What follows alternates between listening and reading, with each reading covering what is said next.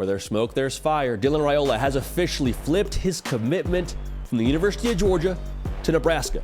Y'all, this is massive. A 5-star quarterback going to join Matt Rhule. Going to try and bring Nebraska back to a bowl game, and I promise you, they want to go further than just winning a bowl game or going to a bowl game. Those are their aspirations that they had earlier. I promise you, you're thinking much bigger than that right now if you're a Nebraska fan. What all went into this from the outside looking in? We'll give you our thoughts on it, and we'll also give you our thoughts on what happens next for Dylan Raiola and ultimately his time at Nebraska. So we'll talk about all that right now, but first things first, make sure you're subscribed.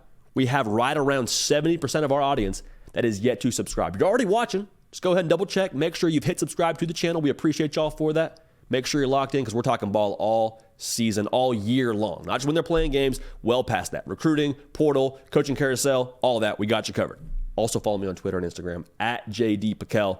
Let me know what you think of this flip from Dylan Raiola. Again, from Georgia now to Nebraska. So from the outside looking in, why did Dylan Raiola flip? That's the number one question everyone is going to ask. For me, I think he had two good options.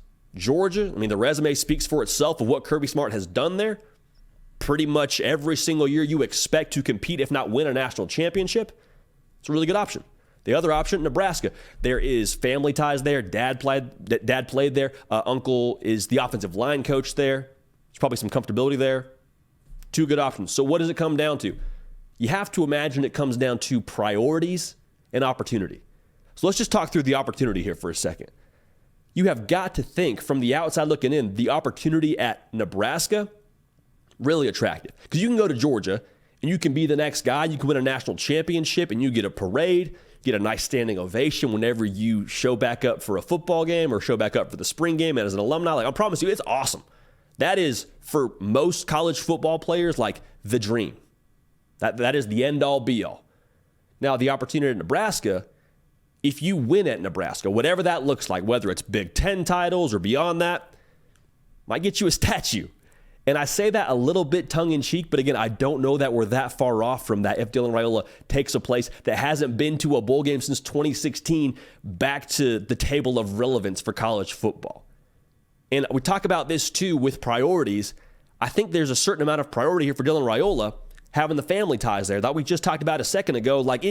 You can't really quantify what it means to have family at a place, to have a little bit of that emotional tie to a place. That's not to say there weren't emotional ties to a place like Georgia, but when you got family at a place like Nebraska and you want to bring that place back to where you think it should be at, where that fan base expects it to be at, I think there's something that, again, is just hard to account for. It gives a little bit of extra purpose to going to work every single day at Nebraska. It makes it maybe just a little bit easier to get up for those 5:30 a.m. workouts you'll have in the winter and go through the dog days of summer and hustle through spring ball. Like, we're being maybe a little bit over dramatic here with the purpose side of things, but I'm just telling you, you can't quantify it.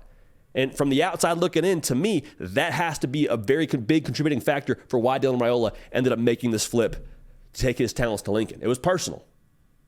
From the outside looking in, it was personal. I don't know there's a ton to argue with there. So now for Nebraska fans and now for Nebraska as a whole, this is awesome. This is awesome. We had a 5-star quarterback. That's what you need to compete at the Tier 1 level in any college football arena, quite frankly. That's what you need to compete for the college football playoff and to win your conference. You got to have the quarterback right. That's a huge, huge deal. To the exact same token, though, I want us to kind of all get on the same page here and understand, as good as Dylan Raiola is, as physically gifted as he is, he's still going to be a true freshman. Would have to imagine he'll still have to compete for and win that job. Let's go ahead and assume that he does win the job, because he'll be the most talented quarterback in the room. If he wins the job, again, he's still a true freshman. And right now, it's fun to be like, yes, we got our guy till death do us part, for better or for worse. Dylan Raiola, we're rolling with you.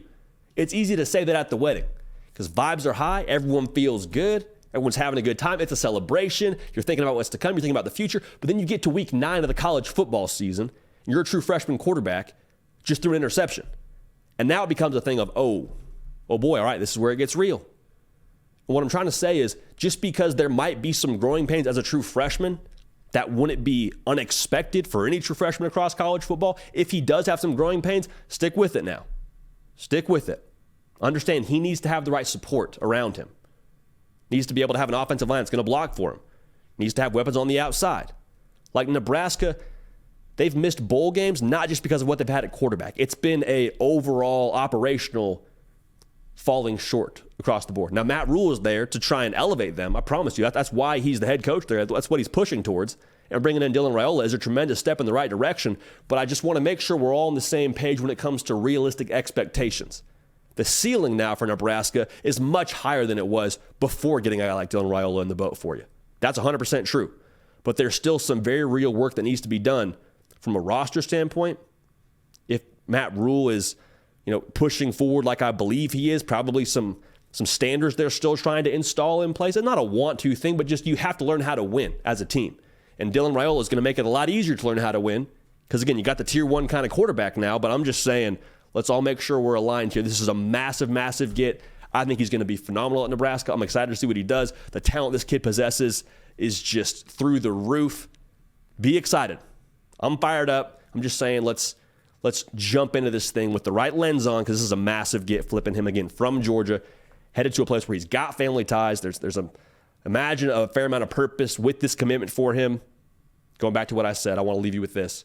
You now have a quarterback from a skill set standpoint that can allow you to compete for whatever you want. And if I'm Matt Rhule in Nebraska, this is a signal fire to the rest of college football that you need to start taking Nebraska seriously. It's a small step, but it's an important step. Landing the quarterback of the future and landing the guy that they believe they'll build around here for years to come. Let me know what you think on Twitter and Instagram at JD Piquel. Give me your thoughts on Dylan Raiola flipping from Georgia to Nebraska. 5-star kind of quarterback again. I think it's massive. Very, very massive. Make sure you subscribe. We appreciate y'all. We love y'all. We're going to keep this party rolling. We will see y'all next time. Hey, y'all. Thanks so much for watching. Subscribe to the channel here to make sure you don't miss an episode of The Hard Count. Also, be sure to check out other videos on the On3 YouTube channel.